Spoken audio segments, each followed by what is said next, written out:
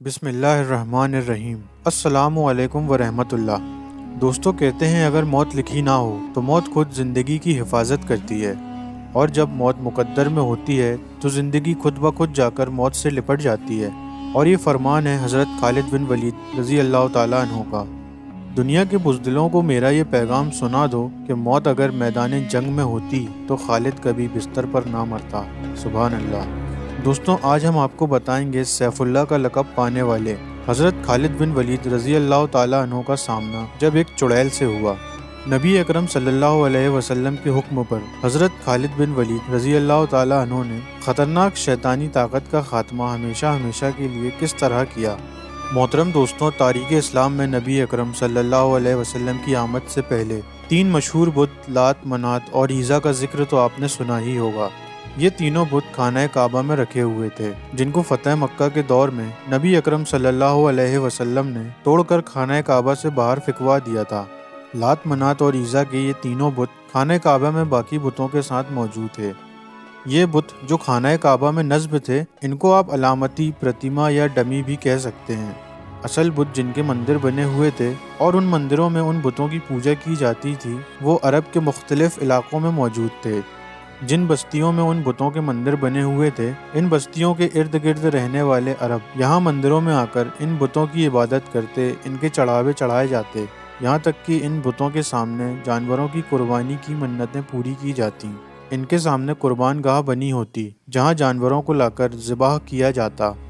حیرت انگیز بات یہ تھی کہ ان بتوں کو ماننے والوں کی تعداد میں اضافہ ہی ہوتا چلا جا رہا تھا۔ آخر یہ بت ان عربوں کو ایسا کیا دکھاتے تھے کہ یہ عرب ان کی عبادت پر مجبور تھے۔ لات، منات اور عیزا یہ تینوں دیویاں تھیں۔ ان کے بارے میں مشہور ہے کہ یہ خدا کی بیٹیاں ہیں، نعوذ باللہ۔ عربوں کے یہاں یہ بات مشہور تھی، اس لیے ان کو اللہ کی بیٹیوں قرار دے کر ان کی عبادت کی جاتی تھی۔ یہ تینوں بت پورے عرب میں سب سے زیادہ مشہور تھے۔ ان بتوں کے ساتھ 3 شیاطین چڑیل منسوب تھیں۔ دراصل یہ شیاطین کی مؤنث یعنی فیمیل شیاطین تھیں۔ یہ بتوں میں گھس جایا کرتی اور سامنے سجدہ کرنے والوں کو مخاطب کر کے ان سے باتیں کرتی تھیں۔ کیونکہ یہ شیاطین جنات تھیں، اس لیے جب یہ لوگوں کو ان کے ناموں سے پکارتی اور ان کے مسائل پر بات کرتی تو سامنے والے اپنی ذاتی مسائل، جس سے صرف وہ خود آگاہ تھے، ان سے سن کر پریشان ہو جاتے اور سوچنے لگتے کہ یہ بت واقعی نعوذ باللہ خدا کی بیٹیوں کے ہی بت ہوں گے۔ لیکن ان تینوں میں سے سب سے زیادہ جسے بلند مقام حاصل تھا، اس کا نام عیزا تھا۔ لفظ عیزا عزت سے نکلا ہے، جس کے معنی سب سے زیادہ قابل عزت کے ہیں۔ عیزا کا یہ بت خراز نامی ایک بستی میں واقع تھا۔ یہ بستی وادی نخلا کے قریب موجود تھی۔ یہ وہی مقام ہے جس کے قریب جناتوں کی ایک جماعت نے نبی اکرم صلی اللہ علیہ وسلم سے ملاقات کی اور آپ نے ان کو دعوت اسلام دے کر مسلمان کیا۔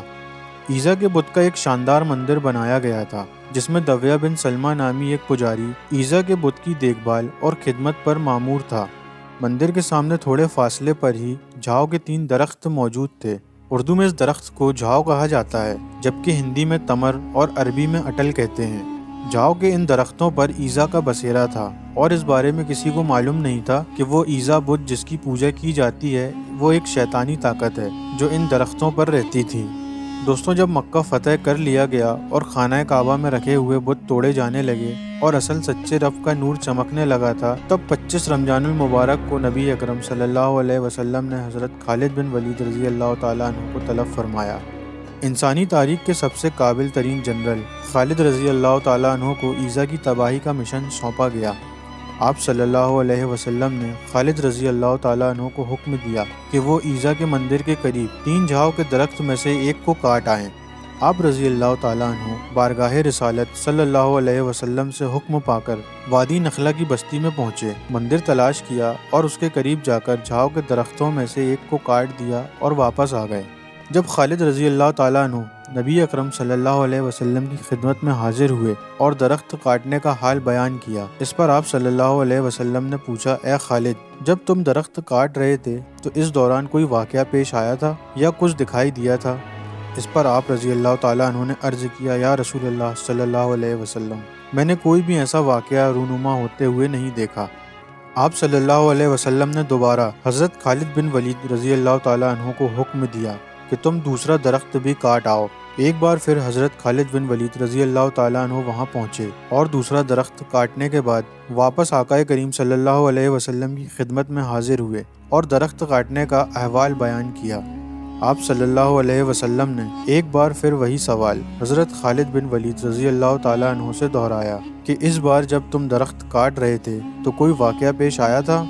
حضرت خالد بن ولید رضی اللہ تعالیٰ عنہ نے عرض کیا، یا رسول اللہ صلی اللہ علیہ وسلم، اس بار بھی کوئی غیر معمولی واقعہ پیش نہ آیا۔ آپ صلی اللہ علیہ وسلم نے ایک بار پھر حضرت خالد بن ولید رضی اللہ تعالیٰ عنہ کو تیسرے درخت کو کاٹنے کا حکم دے کر بھیجا۔ تیسری بار جب خالد رضی اللہ تعالیٰ عنہ تیسرے درخت کے قریب اسے کاٹنے کی نیت سے پہنچے تو اچانک ایزا نامی چڑیل آپ رضی اللہ تعالیٰ عنہ کے سامنے ظاہر ہو گئی۔ وہ ایک بڑھیا کے روپ میں تھی۔ اس نے اپنے برینا بالوں کو پھیلا رکھا تھا اور شعلے برساتی آنکھوں سے خالد رضی اللہ تعالیٰ عنہ کو گھورنے لگی۔ وہیں مندر کا پجاری بھی چلا آ رہا تھا۔ اچانک مندر کا پجاری بلند آواز سے پکار کر بولا، ایزا خالد کو قتل کر دے، اگر تو نے خالد کو قتل نہ کیا تو تو آج ذلیل اور رسوا ہو جائے گی۔ حضرت خالد بن ولید رضی اللہ تعالیٰ عنہ نے جب یہ سنا تو آپ ایزا سے مخاطب ہو کر فرمانے لگے کہ اے ایزا، میں تیرا انکار کرتا ہوں، تجھے پاک اور مقدس نہیں مانتا، اور میں دیکھ رہا ہوں کہ اللہ نے تجھے ذلیل اور رسوا کر دیا ہے۔ ایزا حضرت خالد رضی اللہ تعالیٰ عنہ کی جانب بڑھی۔ آپ رضی اللہ تعالیٰ عنہ نے تلوار نکالی اور اللہ کا نام لے کر ایزا پر حملہ کر دیا۔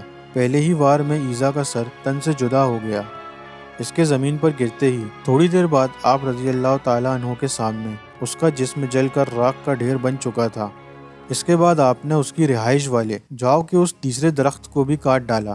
اس کے بنائے ہوئے بت کے ٹکڑے کر اس کے محافظ دبیہ بن سلمہ کو بھی اس کے انجام تک پہنچا کر واپس روانہ ہوئے اور اس برائی کو ہمیشہ ہمیشہ کے لیے جڑ سے اکھاڑ پھینکا۔ آپ رضی اللہ تعالیٰ عنہ نے یہ سارا واقعہ نبی اکرم صلی اللہ علیہ وسلم کو سنایا۔ اس واقعے کو سننے کے بعد آپ صلی اللہ علیہ وسلم نے فرمایا، اے خالد، یہ ایزا تھی، اب آئندہ عربوں میں ایزا نہ ہوگی اور نہ ہی ایزا کی عبادت کی جائے گی، اب یہ ہمیشہ ہمیشہ کے لیے ختم ہو گئی ہے۔ دوستوں، وہ دن تھا اور آج کا دن ہے۔ اس وقت سے لے کر آج تک عربوں میں سب سے زیادہ لائق تعظیم سمجھی جانے والی ایزا کا آج کوئی نام لیوا بھی باقی نہیں ہے، اور یوں صدیوں تک پوجی جانے والی شیطانی طاقت کا خاتمہ نبی اکرم صلی اللہ علیہ وسلم کے حکم پر سیف اللہ حضرت خالد بن ولید رضی اللہ تعالیٰ عنہ نے کیا۔ آج کے لیے بس اتنا ہی دوستوں۔ یہ ویڈیو آپ کو کیسا لگا نیچے کامنٹ کر کے ضرور بتانا۔ امید ہے یہ ویڈیو آپ کو پسند آیا ہوگا۔ اسے لائک اور اپنے تمام دوستوں کے ساتھ شیئر کیجیے۔ مزید ایسی ہی ویڈیوز کے لیے ہمارے چینل کو سبسکرائب کر لیجیے۔ ملتے ہیں آپ سے اگلی ویڈیو میں۔ خدا حافظ۔